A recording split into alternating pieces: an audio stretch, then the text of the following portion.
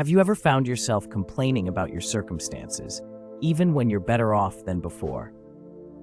It's a common human tendency, one that's vividly illustrated in one of the most dramatic stories from the Bible. Let's journey back over 3,000 years to the harsh, unforgiving desert of the Sinai Peninsula.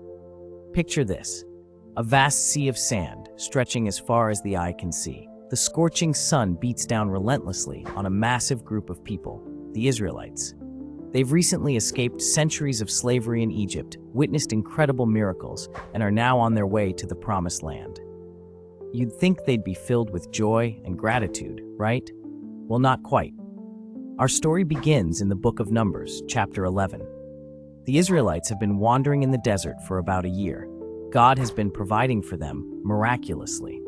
Every morning, a strange food called manna appears on the ground, a gift from heaven to sustain them. It's described as tasting like wafers made with honey. Pretty good deal for desert survival, wouldn't you say? But human nature is a funny thing. The Bible tells us that the people grew tired of this heavenly food. They began to complain, saying, "If only we had meat to eat." We remember the fish we ate in Egypt at no cost. Also the cucumbers, melons, leeks, onions, and garlic. But now we have lost our appetite. We never see anything but this manna. Numbers 11, 4-6. Can you believe it? They're longing for the food they ate as slaves. They've forgotten the brutal conditions they left behind and are focusing only on what they don't have.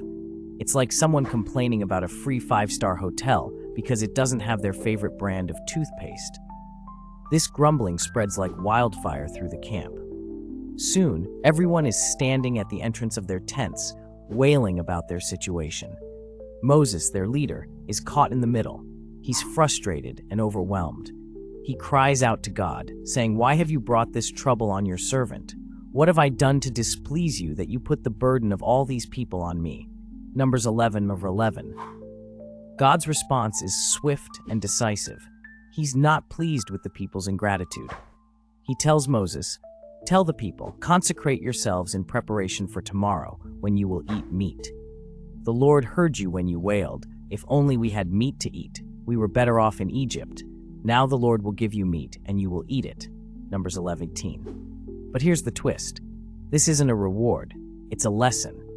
God continues, "You will not eat it for just 1 day, or 2 days, or 5, 10, or 20 days, but for a whole month, until it comes out of your nostrils and you loathe it, because you have rejected the Lord, who is among you, and have wailed before him, saying, 'Why did we ever leave Egypt?'"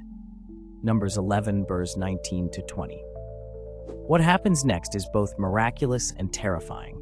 A wind from the Lord drives quail in from the sea. These birds fall all around the camp, piling up 3 feet deep for a day's walk in every direction. The people gather the quail eagerly, probably thinking they've gotten exactly what they wanted. But remember, this isn't a blessing, it's a consequence. As the people begin to eat the meat, a severe plague breaks out among them. Many die, especially those who had craved the meat the most.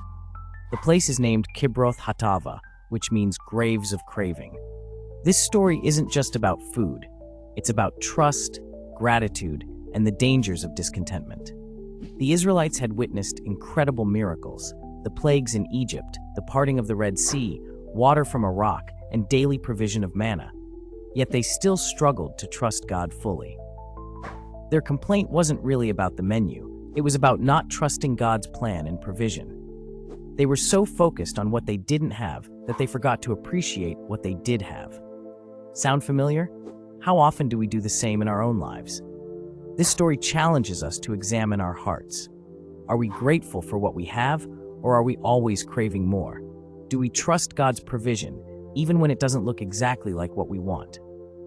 The Apostle Paul, writing centuries later, seems to reference this very incident when he warns, "Do not grumble, as some of them did, and were killed by the destroying angel."